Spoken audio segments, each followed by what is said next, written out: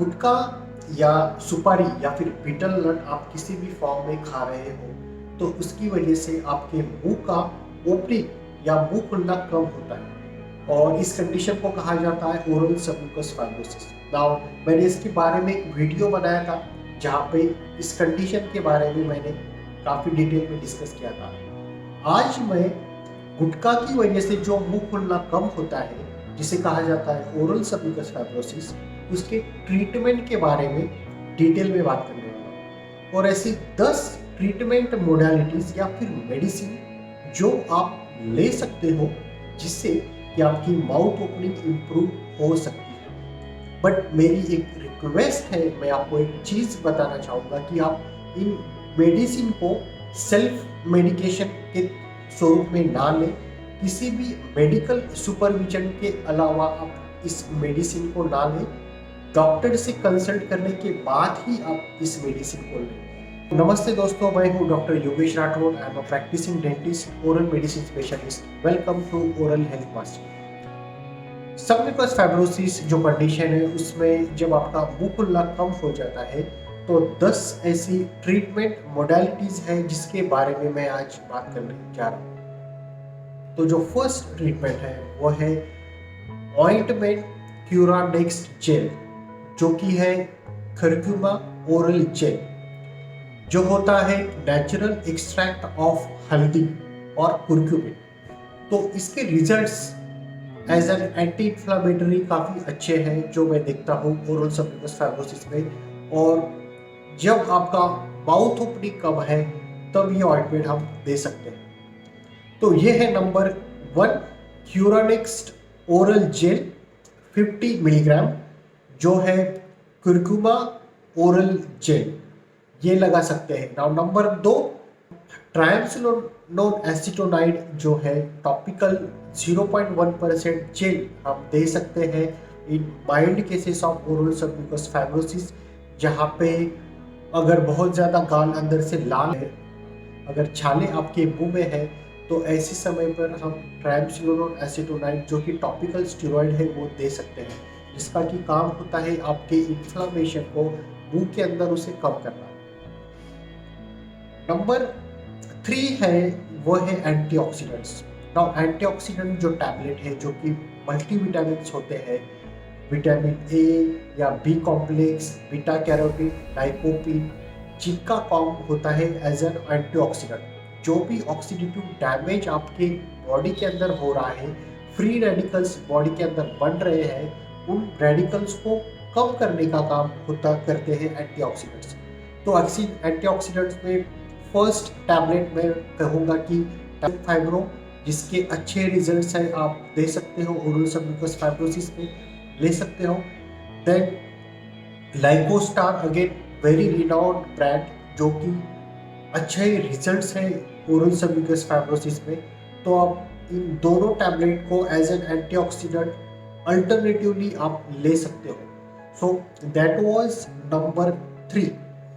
Then 1/4 medicine मैं कहूँगा कि हिमालय का एक प्रिपरेशन है जो कि है ऑक्सीटार्ड कैप्सूल। ऑक्सीटार्ड कैप्सूल जो है एज एन एंटीऑक्सीडेंट, जिसका काफ़ी अच्छा रोल होता है इन ओरल सबम्यूकस फाइब्रोसिस। तो एंटीऑक्सीडेंट में जो है SM फाइब्रो या फिर लाइकोस्टार, या फिर 4th कंपोनेंट हम ऑक्सीटार्ड कैप्सूल, जो कि एक हर्बल रेमेडी है, उसे भी हम दे सकते हैं या ले सकते हैं ओरल सबम्यूकस फाइब्रोसिस में। देन 5th टैबलेट है वो है पेंटॉक्सीफाइलिन। 5th मेडिसिन जो है वो है पेंटॉक्सीफाइलिन।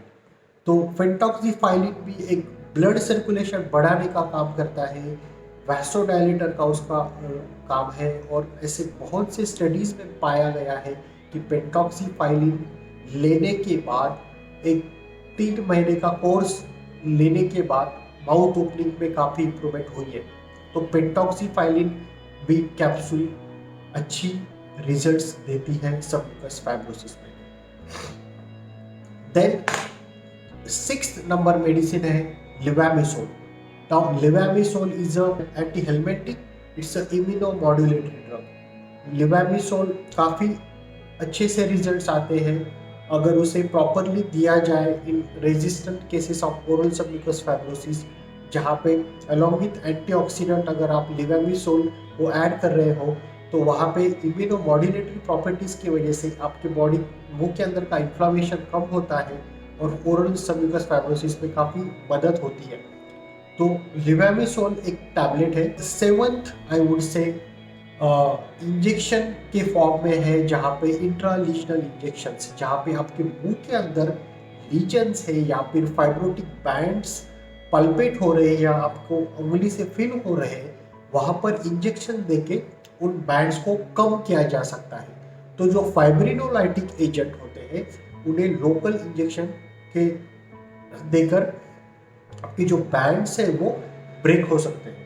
तो injection triamcinolone acetonide which is 40 milligram per ml दिए जा सकते हैं एज एन इंट्रालीनल इंजेक्शन, जो कि इधर वंस इन अ वीक और ट्वाइस इन अ वीक, और इसका प्रॉपर कोर्स करने के बाद अलॉन्ग विथ फिजियोथेरेपी आपका माउथ ओपनिंग इम्प्रूव हो सकता है।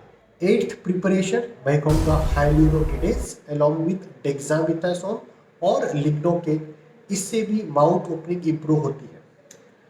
Then the 9th preparation is injection of chymotrypsin. Now chymotrypsin का भी as a fibrinolytic agent oral submucous fibrosis में बैंड्स ब्रेक करने का काम खुद करता है, जिससे कि माउथ ओपनिंग इम्प्रूव होती है। सो that was 9th preparation in the form of injection chymotrypsin. And the last one which is very important जो है फिजियोथेरेपी।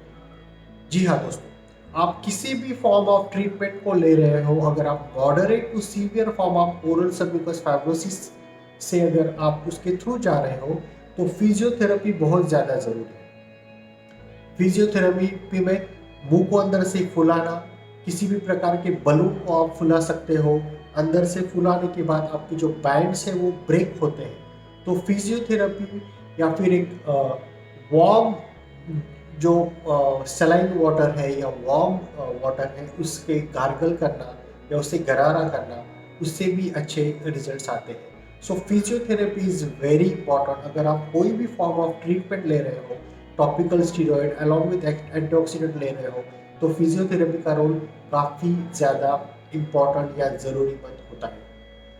तो ये था दोस्तों all the medicinal aspect of 10 medicine aspect of oral submucous fibrosis, जहाँ पे आपका मुंह खुलना है वो इम्प्रूव हो सकता है। मैं आशा करता हूँ आपको ये वीडियो पसंद आए। मेरी आपको यही दरख्वास्त है कि आप इस वीडियो को शेयर कीजिए। अगर आपकी कुछ स्पेसिफिक टॉपिक्स या कुछ बीमारी के ऊपर आपको कुछ वीडियोस या कुछ डिफ़िकल्टीज है तो आप कमेंट में ज़रूर उसे मेंशन करना, मैं उसके ऊपर वीडियोस बनाने की कोशिश करूँगा। तो मिलूँगा अगले वीडियो में किसी नए टॉपिक के साथ। तब तक के लिए शुक्रिया।